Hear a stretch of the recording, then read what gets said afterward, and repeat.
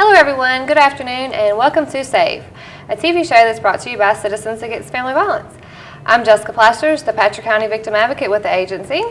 And I'm Sandy Dawson, the Martinsville and Henry County Victim Advocate and Sexual Violence Case Manager.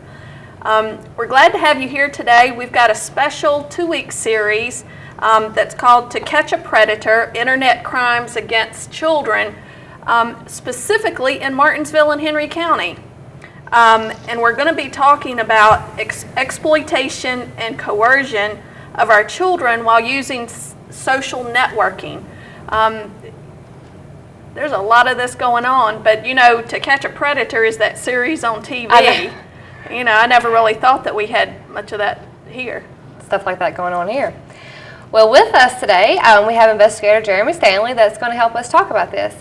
Would you mind introducing yourself and telling us about your work with internet crimes against children? Sure. I'm Jeremy Stanley. I'm a criminal investigator with the Henry County Sheriff's Office and currently assigned as an ICAC or Internet Crimes Against Children investigator through Operation Blue Ridge Thunder that's located out of Bedford, Virginia. Okay. Could you explain to me what Blue Ridge Thunder is? Blue Ridge Thunder is basically it's a task force of certain agencies that's in the western region, the southwestern region of Virginia that come together to form a task force that's located out of Bedford that deals with the internet crimes against children. Okay. So is this type of stuff happening, like right here in Martinsville, Henry County? Yes. You just don't believe that it would be happening in such a small doesn't. For the most part, a lot of people feel that this is only, to the big cities or to college campuses or stuff like that. We're seeing it more and more mainstream as young as 6th, 7th, 8th graders through their social networking. So when you, what is happening right here in Martinsville and Henry County? What type of things are you finding? Well, what we're finding right now is that with the more and more social media sites that are on the internet, such as Facebook, MySpace, myyearbook.com, a lot more children are now being subjected to a wider base of people. It used to be that it was easy back in 20 years ago to catch a sexual predator of children because it was someone secluded to your street or your neighborhood. Right. Now you can have contact with people several states away. And even more so now that you have the Droid phones, the smartphones, the iPhones, I can be completely mobile now as I'm talking to your children on these websites, trying to get them to send a picture or get them to meet me somewhere. It's a lot easier. It's made it a lot easier to reach out to a wide base of children if you are a sexual predator. Mm-hmm. So when this starts, what is the lure? What are the predators doing that makes the children decide that this is a safe thing to participate in?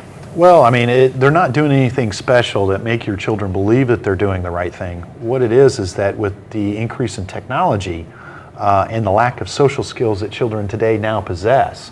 Everything's done through a phone now. Everything's done through a phone. So what they can't say to you, they can text it to you. And they can be more outrageous, more outgoing, use a lot more swear words that they would be too embarrassed to use in public. And the same principle is being done on the computer when they think it's just a picture of me in my bra, or it's just a picture of me posing in the mirror in the bathroom in my underwear.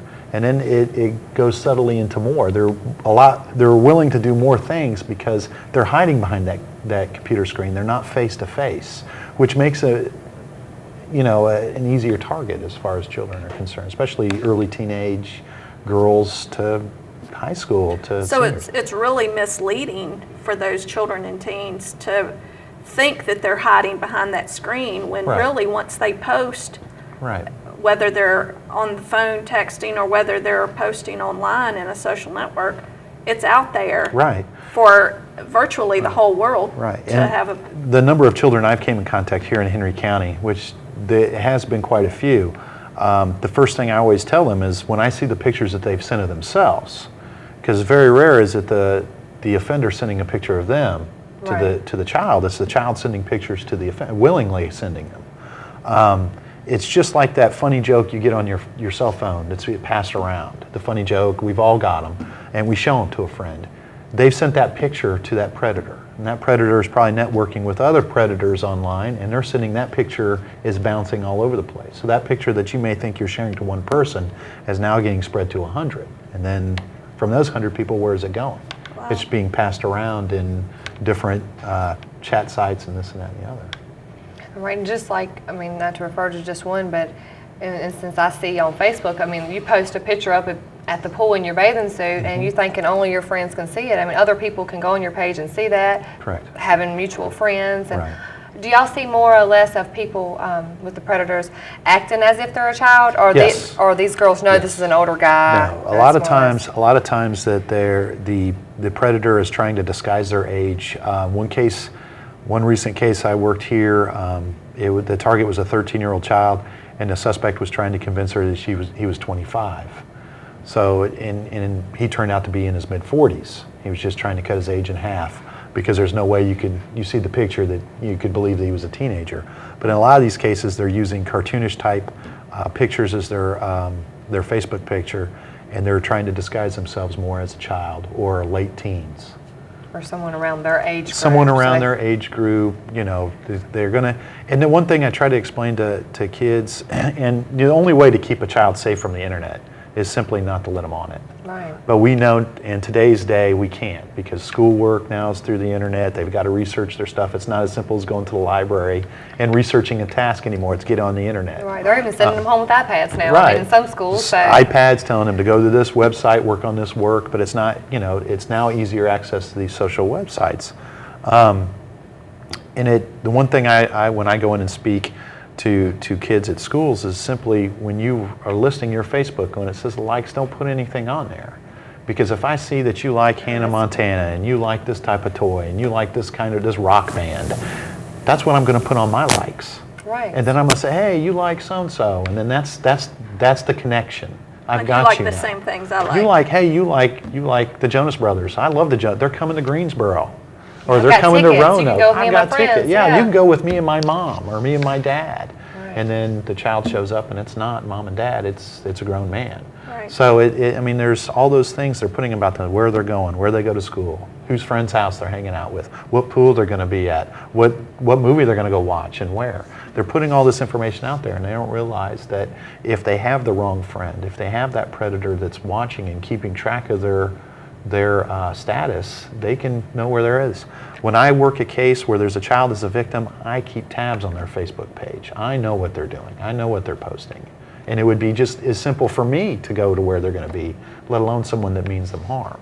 Right, and a lot of those social networks I know have the location on them now, has that little dot that'll show a little map exactly where you were at when you uploaded that status, or they even have other social networks that are location places. You check in everywhere you're at. I mean, that's really dangerous too. Somebody could just be following every move you're making.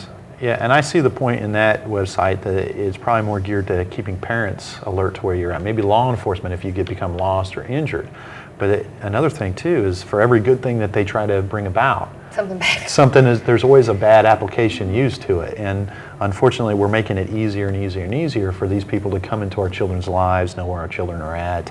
And it's very hard to police. And I recommend to every parent to have your child's password and email address, so you can check the messages they're sending, you can check the photos, and you can check their stuff. It's not being nosy. Right. It's not being intrusive. It's simply being a Being good a parent. That's what I was going to say. You have to protect the child not only Right. from the outside sources, you have to protect them from themselves at times. Right. Because if they could make these decisions on their own, they wouldn't be living in your home, they wouldn't be your child. Right. Well, one of the The things you influence. even mentioned was, or I think that you did, that the pictures that are posted, even if it's as simple as your day at the beach and you're in your swimsuit, Right. to a sexual predator, that becomes fair Right. game for feeding into their Right. whatever you want to call it, to their sickness or whatever that they are going through, or how much they share. And all you did was post your day at the beach. That's right. And it was your casual swimsuit with your friends, and you weren't really being provocative in such a way that you're showing anything extra, but Exactly. it's But it's putting gonna it be out there. Right. It's putting it out there in availability. Exactly, and a way to keep track of them and stuff. I don't know. That's just, it kind of scares me. Is there anything, I know that you probably have a lot that you would like to tell parents, but anything that you think could help parents prevent this from happening? Besides, I know that the passwords, that's a great idea, and Right. make sure you have your kids' passwords. But Like I said, kids the- are just as sneaky as Right. predators And, sometimes. I mean, you can behind ground your parents' child backs. from a computer at home, but when they go to school, they're on a computer. When they go to a friend's house, they're on a computer. If they have a smartphone, they're on the computer. All these different devices now you can get on the internet. It's not necessarily a laptop or a desktop.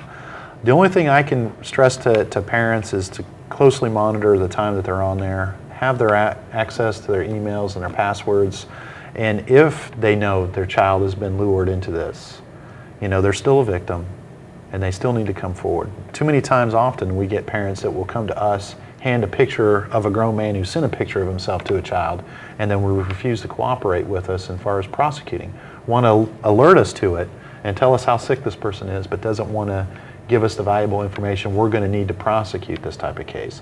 And if it's not only just their child, that's the one thing we can't stress enough. When somebody is mainstreaming on the internet, it's not just one child, it's multiple children. Whenever they can get that child to communicate with them as a potential victim. And then, as you said before, they're sharing with multiple predators. They're sharing with multiple predators. There are chat sites out there where pedophiles will go there that they have their child pornography, and they'll trade because it's hard to come by. It's even harder now since the Patriot Act to download this stuff and not get caught. So what these people have, hands-on predators, or what they get, or what they can get sent to them, that becomes a commodity between trading, because one predator may have pictures that this predator doesn't, and they just swap files. And then your child's picture gets spread from the East Coast to the West Coast and back before you know it, because of the way they're sharing these type of files. And not even that. I didn't even think about that, but I know you can go on some of these sites and even like side click it, right click it and save the picture. Right. So you can just save them and pass them on that way That's too, right. even if they don't even make contact with that person, just Right. Yeah. what the kids or teenagers are doing Right. now by posting those type of pictures. Correct. They're just going all around the world too, not even aware That's of right. it too. I mean, what they'll do is, they'll get on Facebook, and as soon as they get a friend, they'll start skimming those friends lists to see if there's anybody else that they can get a request to. They'll get the request, and it's not so much what your photos are that you've already put on there. They're going to ask you specifically for different types of photos. Exactly. They're going to want you to act out their fantasies, not necessarily get naked, but they're going to want you to take pictures at certain locations wearing certain items and stuff like that. It's not necessarily, when people think of child porn, they think of a naked child. No. And that's not necessarily the case. It can be a clothed child just in a sexual illicit position. And that's one thing we try to get parents to understand too. It doesn't necessarily have to be a naked child. It has to dictate the child in a sexual manner or some kind of explicit type material. Or something that they would interpret as being sexual. Right. It might even be something generally as having a lollipop in their mouth or something, Exactly. and they take it the wrong way. Yes. Send me a picture of Yes. you holding a lollipop. That's right. Most and then definitely. that's taken a different way. Well, if y'all don't mind, we're going to take a quick commercial break, and we'll come back with some more questions.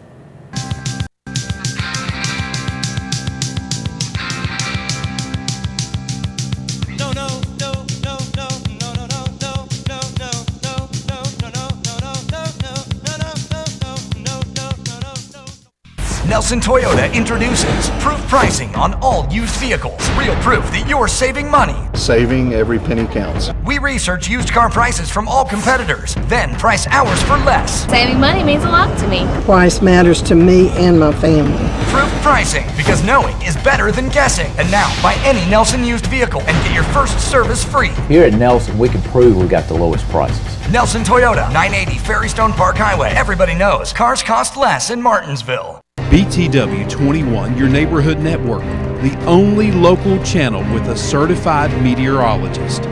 Join Kip Wallace and Jamie Singleton at 6 and 11. Wake up with the Sirloin House in Martinsville. A delicious morning breakfast buffet is a great way to start your day. Ham, eggs, bacon, just like home cooking. Lunch and dinner specials, and conveniently located on Commonwealth Boulevard. Wake up with the Sirloin House in Martinsville.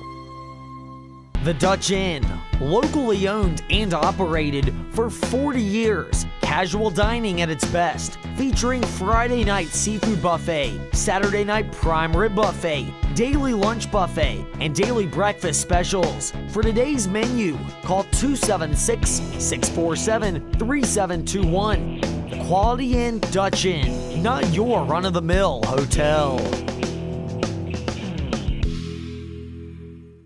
It's crazy no one's thought of something like this. How is U.S. Cellular changing wireless for you? Right now, every phone company has a deal. The rest of the year, I feel like they forget about you. That's what we like about U.S. Cellular's rewards program. You get everything from ringtones to new phones all year. Who wouldn't like that? Come visit one of our locations at 301 Liberty Street in Martinsville and 324 TB Stanley Highway in Bassett. Also with locations in Eden and Reedsville. BTW 21, your neighborhood network, the only local channel with a certified meteorologist. Join Kip Wallace and Jamie Singleton at 6 and 11. From the finest copiers to pens, pencils, and paper, S&K Office Products has it all. Copier starting at $5.99. The top 3 reasons to shop at S&K. Locally owned and operated. Authorized Canon copier dealer. And we service what we sell. S&K Office Products, sales, rental, and lease. Office supplies, furniture, equipment, and teaching supplies. S&K Office Products has it all. 1926, Bassett Country Club has provided our community with a special home-away-from-home facility for dining, golf, and social events. Tennis courts, a swimming pool, and golf are just the beginning of what we have to offer. Come play a round of golf, then join us for dinner at the Edgewood Station. Our restaurant is available to members and non-members alike, whether you are in the mood for fine dining or just want to unwind with friends. Weddings, birthdays, or anniversaries, as well as corporate functions, Bassett Country Club can make your next event memorable.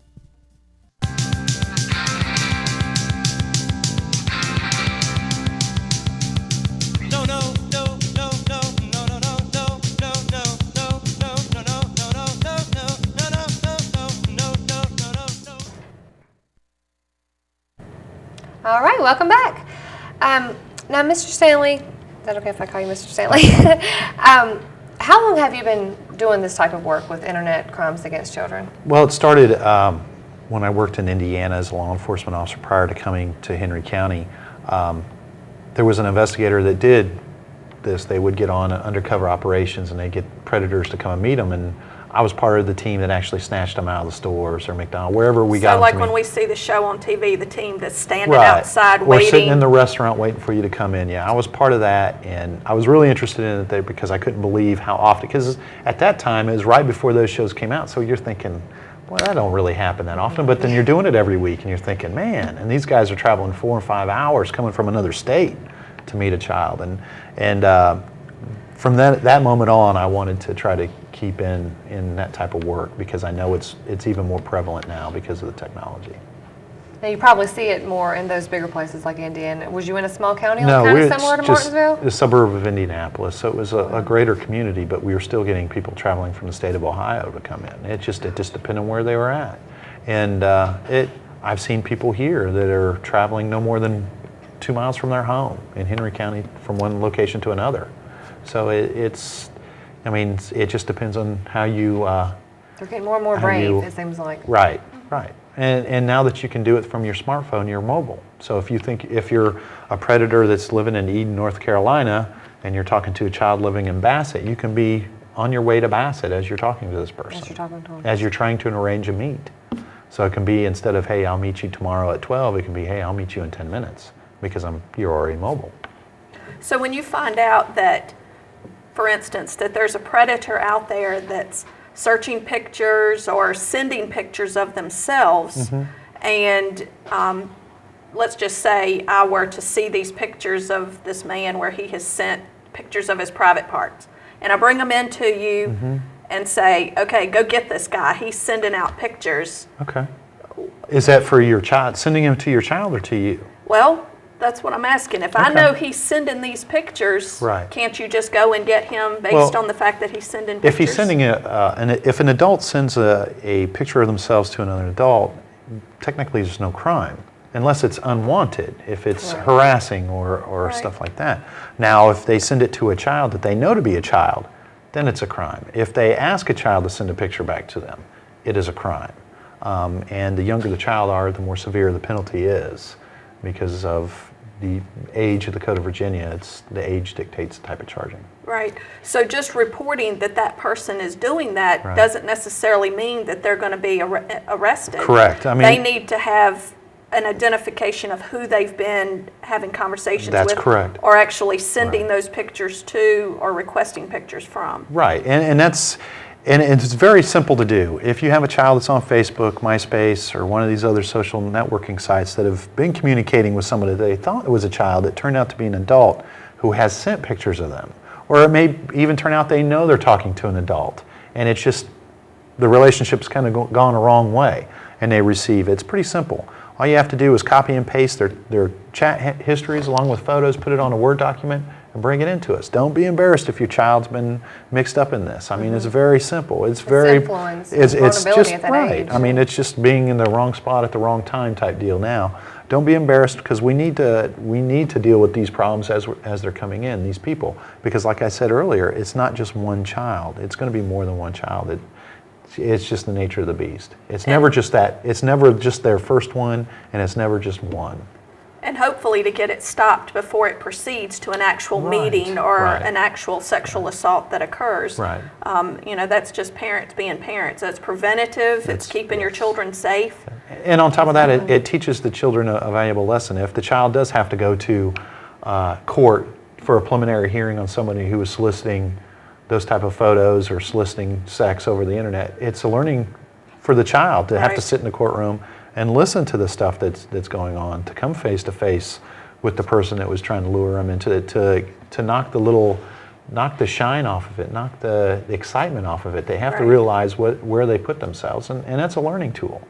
For every case we work where the child realizes, man, this could have really went bad, there's one more child we're keeping from being a repeat victim. Exactly. And it's easy to get the word out. If a 13-year-old girl tells her 13-year-old friends, hey, don't do this, this is what happened to me, they're going to be less reluctant to do it, rather than to fall into temptation or to somebody sweet talking them into sending these type of pictures, or a meeting, or what have you.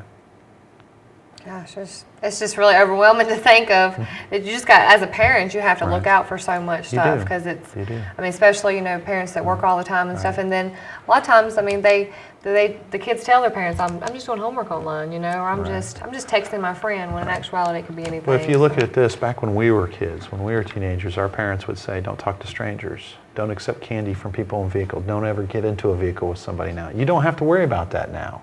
It's Sally, who are you talking to on your phone? Who are you texting with? Who are you chatting with on your laptop?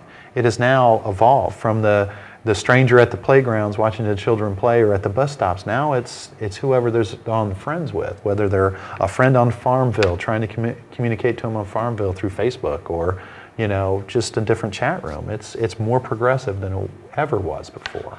And even as we're not specifically talking about how predators that even break into homes can use like your webcams, because they have programs where they can look in your house and see if you're home. That's correct. This could be happening with your children too, where they're seeing if they're home, if their family's home, or where they are at the time. They're going to know they're home, because most kids will post where they're at. Me and Mom are at the store, we're at Walmart, we're going to the pool, we're going to the lake to go swim. But even if they leave their computer on and they've gone somewhere, they can leave their home open to predators as well. That's true. Yeah, that's true. The more tech savvy the predator is, the easier it's going to be for them to tell. That's correct. And technology is only going to continue to grow, and it's only going to continue to make y'all's job just a little bit harder. A little bit hard. Well, in some ways it makes it a lot harder, because it's opening up to more victims, but it's making it a little easier because it's providing us with the technology to help us catch these type of predators and prosecute them.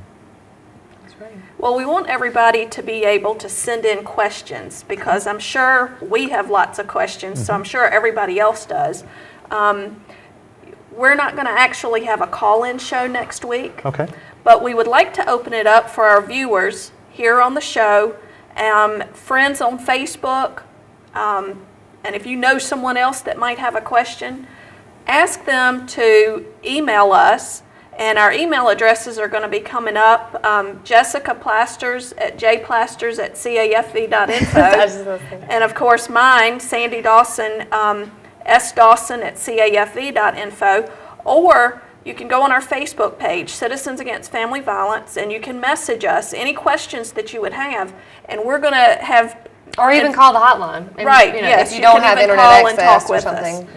And leave us a message, whatever you need to do, whether it's on Facebook, on our email, on the phone.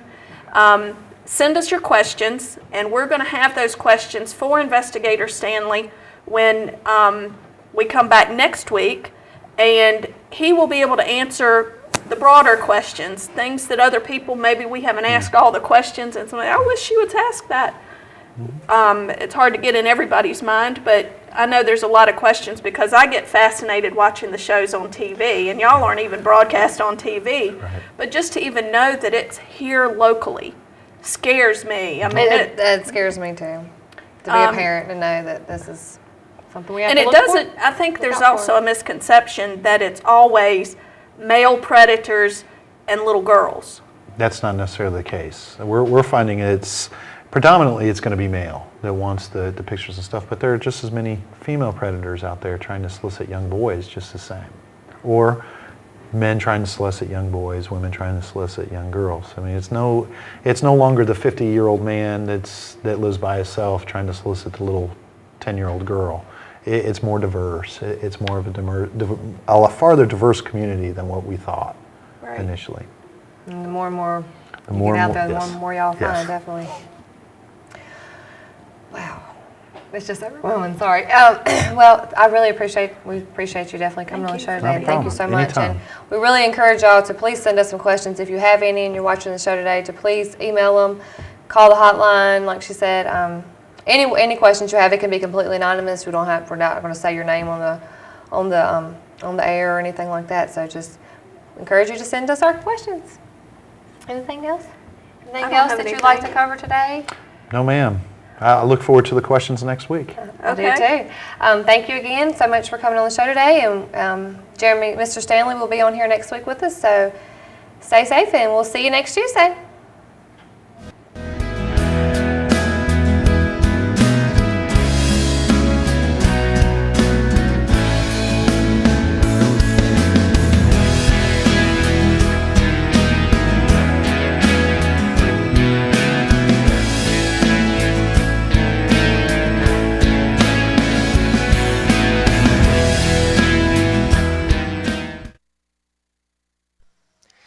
Hi, I'm David Braxton, the pastor here at Ferrum Faith, and I want to invite you to a special event on June 16th at 7 p.m.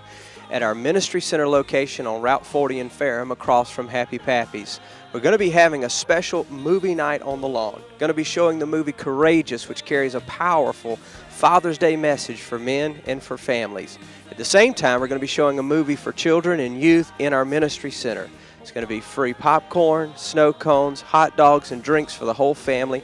So get out your lawn chair, get out your favorite blanket, and join us on the lawn June 16th at Faith Ministry Center at 7 p.m. for Movie Night on the Lawn, where we'll show the movie Courageous in lieu of Father's Day. Hope to see you there. God bless you. Because he lives, the grieving, broken heart has hope and reason to rejoice. BTW 21, your neighborhood network, the only local channel with a certified meteorologist. Join Kip Wallace and Jamie Singleton at 6 and 11. Excuse me, my daughter has a rash. Is there a drugstore nearby? Do you mean pharmacy? Sure, pharmacy, whatever. I've got 1.2 million. I just need one, actually, nearby and open on Sunday would be great. I've got images, news groups. Would you like to see your exact location from outer space? No, just a drugstore. I know 3 in this neighborhood. 2 open Sundays, 1's a chain. They have coupons. Just saying. Dexnose.com. Smarter than your average search. More exact, more detailed, a lot more local. Dexnose.com.